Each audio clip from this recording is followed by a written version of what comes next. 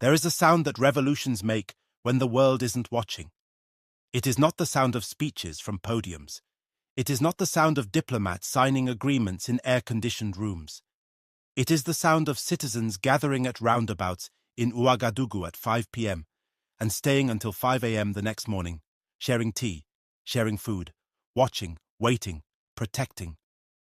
It is the sound of millions of CFA francs, voluntarily donated by workers and businessmen alike, flowing into a patriotic support fund because the people believe in the government they have and they want to see it succeed. It is the sound of Sankara's words, spoken 42 years ago, echoing through the streets of a new generation. He who feeds you controls you. While the world's media focuses on wars in Ukraine and Gaza, while Western capitals wring their hands about authoritarian transitions in Africa, something extraordinary is happening in the Sahel, Burkina Faso, Mali, Niger, 3 nations, 71.4 million people, 2.78 million square kilometers, and a determination that the world has not seen since the 1960s. This is not a coup. This is not a military takeover. This is a revolution, and it is being built from the ground up. If you believe that African sovereignty is not a slogan but a struggle, tap the like button now. We are going deep into the Sahel. We are talking to the people building this new world, and we are telling the story that Western media refuses to tell. Let us rewind to September 16th, 2023. On that day, the leaders of Burkina Faso, Mali and Niger signed a document that sent shockwaves through the diplomatic corridors of Paris, Brussels and Washington. They called it the Alliance of Sahel States, the AES. The Western press called it something else, a marriage of military juntas, a band of coup leaders, a Russian-backed alliance of authoritarians. But here is what the Western press failed to understand. The people of the Sahel were not watching CNN. They were not reading Le Monde. They were standing in the streets, and they were cheering. Because for them, this was not about coups. It was about something they had waited 63 years for, the end of Françafrique. Françafrique, the system by which France, since independence in 1960, has intervened militarily in African states approximately once every single year. The system that kept 14 African currencies tied to the French treasury. The system that ensured that the resources of the Sahel, gold, uranium, cotton, flowed outward while the people of the Sahel remained in poverty. Beninese political analyst Léobard Houanou puts it bluntly, France is the only colonial power that has done in Africa and continues to do what no other country dares. Neither Italy, Spain, nor England, not even the United States with all its power. Africans have been working for France since so-called independence. We are not independent. The AES was not a rejection of democracy. It was a rejection of that system. To understand the Sahel today, you must understand Thomas Sankara. August 4th, 1983. A 33-year-old captain takes power in Upper Volta. Within a year, he renames the country Burkina Faso, Land of Upright People. He launches the most ambitious program of social transformation Africa has ever seen. Vaccination campaigns, reforestation, women's rights, food sovereignty, and a message to the continent that still resonates today. At the Organization of African Unity Summit in Addis Ababa, 3 months before his assassination, Sankara looked his fellow leaders in the eye and told them the truth. We owe a debt that we will never be able to repay because we were forced to contract it under terms for which we are not responsible. They cannot seriously demand repayment of a debt that is the result of a long imperialist plunder. On October 15, 1987, Sankara was murdered.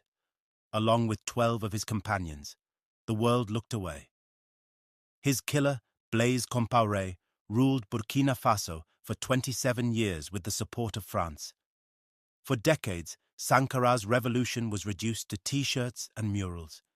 His words were quoted at Pan-African conferences, but his policies were abandoned, until now. In 2022, another captain came to power in Ouagadougou. His name is Ibrahim Traoré. He is 34 years old, and he is doing something that the world said was impossible. He is bringing Sankara back. In May 2025, thousands of Burkinabe gathered in Ouagadougou for the unveiling of a monumental statue of Thomas Sankara. President Traoré presided over the ceremony, on a 14-hectare site transformed into a national memorial, complete with a museum, an amphitheatre, and an 87-metre tower. Sankara now stands watch over the nation he tried to build. But this is not just about statues. This is about substance. Traoré has nationalized Burkina Faso's gold mines, a direct challenge to the foreign corporations that have extracted the country's wealth for decades. He has launched an agricultural offensive, distributing 400 tractors and hundreds of motorized pumps to rural cooperatives, recognizing that 80% of Burkinabe live in rural areas. As Burkinabe artist Ocean puts it in the documentary, Sahel, Homeland or Death, people without land are slaves. Valentin Sankara, brother of the slain leader, now volunteers at the Thomas Sankara Memorial. In an interview, he was asked whether Traoré is continuing his brother's revolution. His answer is worth hearing. Of course, you see the achievements that are being realized today in Burkina Faso, which shows that he is sincere. It's not, I'm going to do it, I'm going to. No, these are concrete things. You see, there are construction projects everywhere. We are building there, laying the blocks, the cobblestones. We couldn't ask for anything better. If you can do it, if you can achieve something and really prove it, people will join in without question. In April 2025, Burkina Faso's security forces announced they had dismantled a grand conspiracy aimed at sowing chaos in the country. The leaders of the plot, according to Security Minister Mahamadou Sana, were based in Ivory Coast, a government allied with French interests in the region. But here is what the plotters did not anticipate. That same month, on the day of the coup attempt, something remarkable happened. Citizens across Burkina Faso began gathering at roundabouts. They called them rond points. In all 45 provinces of the country, men and women arrived at 5 p.m. and stayed until 5 a.m. the next morning. They shared food, they drank tea, they received donations from passers-by in solidarity, and they watched, alert to any strange movement, any noise, any threat, any passing car that didn't belong. Amadé Maiga, from the National Coordination of Citizen Surveillance Associations, explains, Ibrahim Traoré is a president who serves the people. He is a president who everyone knows that, with this president, we will have total freedom. This is not government propaganda. This is not manufactured support. This is what happens when a leader actually serves the people. And it's not just Burkina Faso. In Mali, at the Sahel Alliance Square in Bamako, hundreds of young people gather to cheer the AES. They answer trivia questions, name the AES countries, name the leaders, and win T-shirts stamped with the faces of Assimi Goïta, Ibrahim Traoré, and Abdourahmane Chiani. 12-year-old Moussa Niare clutches his shirt and tells reporters, they've gathered together to become one country, to hold each other's hand, and to fight a common enemy. This is the new Sahel, a generation that has never known real independence, suddenly tasting what it might feel like. In December 2025, the leaders of the AES gathered in Bamako for their second summit. The agenda was not speeches, it was substance. They launched the Alliance Investment and Development Bank, 500 billion CFA francs, approximately $900 million, in initial capital, designed to finance infrastructure and strategic projects without recourse to Western lenders, designed to build roads, energy grids, and mineral extraction capacity on African terms. They launched AES TV, a unified media platform to counter the narratives coming from Paris and Washington. The director, Salif Sanogo, calls it a tool to fight disinformation, a way to give voice to the people of the Sahel, by the people of the Sahel. The cameras were bought abroad. The installation was overseen by a French production company. The irony was noted, but not dwelled upon. The point is that the Sahel is now telling its own story. They launched a joint military battalion, 5,000 soldiers from the three countries, mandated to operate across borders against the armed groups that have devastated the region.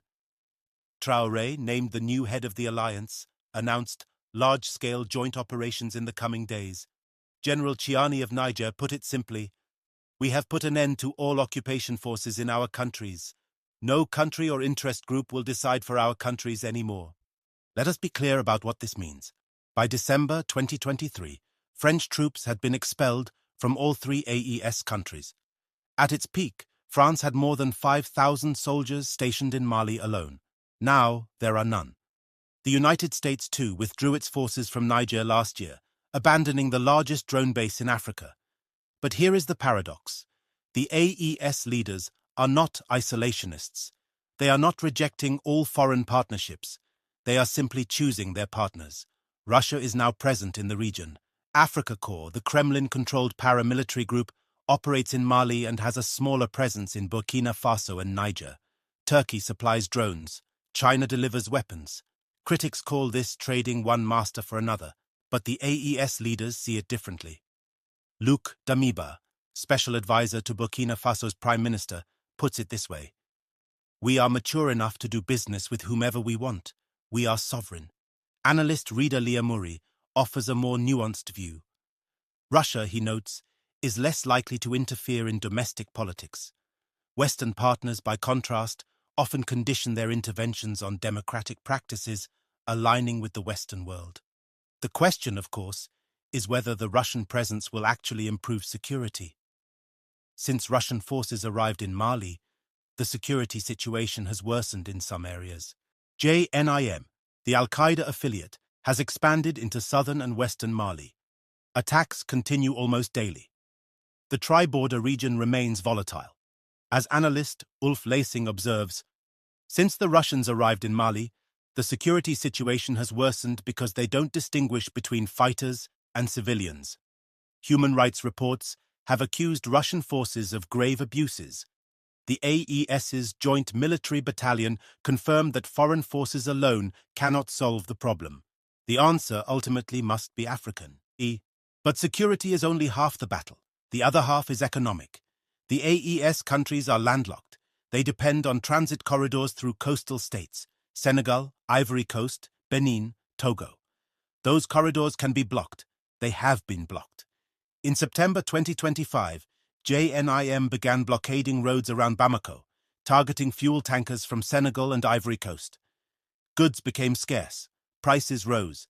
The vulnerability of relying on single transit routes became painfully clear.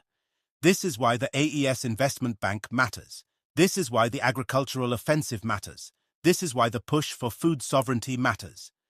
In Niger, agricultural development is visible in the expansion of irrigated areas, especially in regions like Dosso and Tillaberi. Despite being one of the areas most affected by drought and climate change, Niger is finding ways to make agriculture viable. The World Bank actually ranks Niger as the economy that will grow the most in Africa in 2025. Nigerian analyst Mamane Adamu is skeptical. He attributes the growth to the end of ECOWAS sanctions, not structural transformation. But even he acknowledges that measures like lowering food prices have kept the poorest segments of the population on the side of the government. In Burkina Faso, the agricultural offensive has three objectives, according to Luc Damiba: ensuring farmers produce enough to feed themselves, making farmers important political actors for the continuation of the revolution, and providing security so that farming families are not killed or co-opted by terrorism. We can only count on the peasants to make the revolution, Damiba explains. This is Sankara's philosophy, brought to life. Self-sufficiency is sovereignty. Let us not romanticize. The challenges are immense. The Joint Military Battalion is a start, but as analyst Lacing notes, the security challenges are so complex. Anyone would struggle to contain this threat. At the end of the day, you need negotiations. You need a political solution. The investment bank must secure funding. It must attract African sovereign wealth funds, diaspora investments, and BRICS plus partnerships. It must also withstand sanctions and covert sabotage from the neo-colonial actors whose dominance it challenges. The new currency, when it comes, will face pressure from international markets. The CFA franc, whatever its flaws, is convertible. A new currency will not be. And internally, the revolutions face their own contradictions. In Burkina Faso, journalists and civil society actors who have criticized the military rulers have been sent to the front line under a conscription policy. Human rights groups that speak out about alleged extrajudicial killings say they have been silenced. Much of this is dismissed by supporters as collateral. The price, they argue, of sovereignty finally reclaimed. In Niger, Mamane Adamu notes that the synergy between the people and the military is not as strong as in Burkina Faso. An intellectualized middle class distances itself and criticizes the new leaders. The poorest still support Chiani. But for how long? These are not small problems. They are existential questions about whether revolutions can survive their own success. This is Voice of Africa. We do not narrate helplessness. We document the building of African power, not in boardrooms, but in the streets, not in press releases, but in roundabouts where citizens gather to protect their president, not in foreign aid packages, but in tractors distributed to rural cooperatives and gold mines brought under national control. If this story moved you, share it. Send it to someone who still believes that Africa's future will be decided in Paris or Washington. Send it to someone who needs to understand that the Sahel is not a victim of geopolitics. It is a maker of history. Subscribe to Voice of Africa. Every week we trace the new lines being drawn across the African map. Not the borders drawn in Berlin, the lines of sovereignty, the lines of self-determination, the lines of revolution. And comment below, where are you watching from? Ouagadougou, Bamako, Niamey, Accra, Nairobi, Paris, New York, London. Let us see the full map of this community. Let us prove that the diaspora is watching, that the continent is listening, and that Sankara's revolution did not die with him. He who feeds you controls you. The Sahel is learning to feed itself. The revolution lives.